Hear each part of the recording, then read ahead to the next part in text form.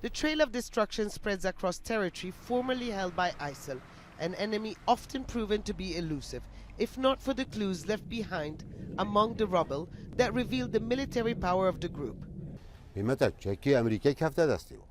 is no doubt that ISIL was more powerful than us at the beginning.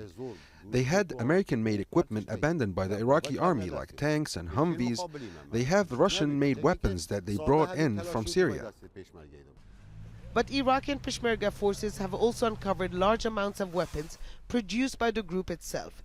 A team of experts from the Conflict Armament Research have been gathering information about ISIL's firepower. So you have a lot of indirect fire, unguided munitions, mortar rounds and rockets that we've seen in a lot of other theaters, but here we've seen them making their own versions of it. So at first glance from a few meters away, a lot of this stuff looks like it comes out of a factory in other countries that we know of, but in reality it's actually a lot of it's homemade.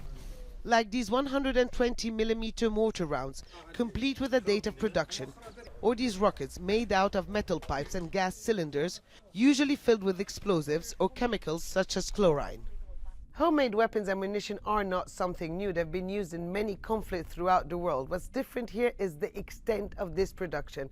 In every village, town, and even in the neighborhoods of Mosul that have been recaptured so far, the soldiers have found stockpiles left behind by the ISIL fighters, and they also found often factories.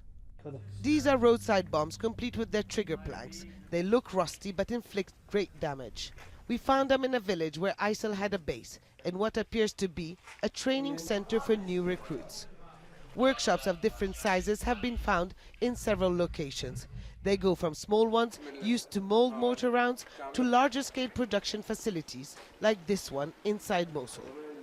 But perhaps more interesting is this certificate issued by the military production unit of ISIL. It suggests that the armed group's war effort is centrally managed. It's consistent and organized, and it's kind of unprecedented as far as the scope of what they're creating and the ability to store it and move it and produce this variety, of different sizes. The amount of both unfinished and ready-to-use mortar and rocket rounds discovered so far is huge.